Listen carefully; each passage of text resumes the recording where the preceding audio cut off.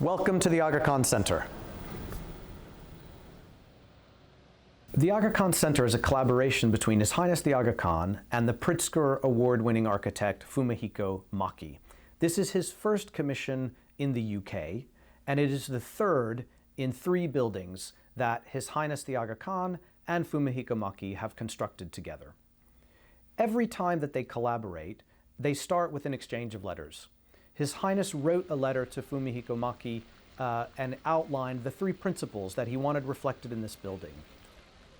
The first was openness, to underscore the way that the Aga Khan institutions in this building are open to the world, open to the public, and interested in a spirit of dialogue. The second is light. So it was very important that this building reflect the principle of knowledge, which you see reflected in light throughout the building. The third animating principle of the building is pluralism. All 3 of the organizations in different ways are devoted to the study of different faiths, backgrounds, and traditions. When His Highness the Aga Khan was looking for a place to be based in London, he chose King's Cross. In the 19th century, King's Cross was a vital crossroads for goods and materials coming into and going out of the UK.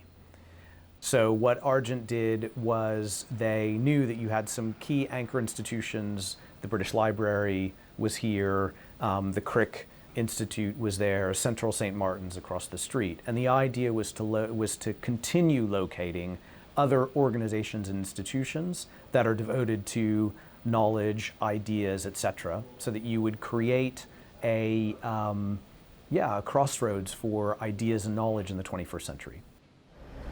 So this is the Terrace of Learning, one of the 6 gardens and courtyards featured in the building. It's inspired by the Islamic traditions of Andalusia.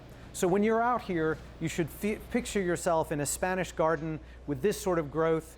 But the other important thing to know about it, and the reason it's called the Terrace of Learning, is that traditionally in Islamic libraries, there's always an outdoor space where people can come and they can contemplate and think.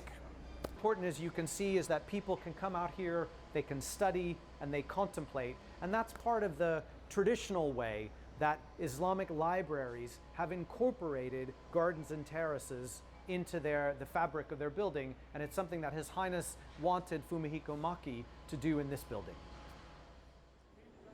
One of the interesting features about Islamic architecture, and I think Islamic thought generally, and Japanese architecture and Japanese thought, is this notion that when you come into places, they slowly unveil themselves to you. And so one of the things that you see in this building is that sort of thing. So you'll find, all of a sudden, you'll find a form like this, a geometrical shape, and then it's reflected in the pattern on the floor, or the pattern in the tile, or the pattern on the windows. And it just gives you that sense of slowly revealing itself. And I think that's one of the reasons why His Highness has wanted to collaborate so often with Maki. And it's a feature you find in all of their buildings.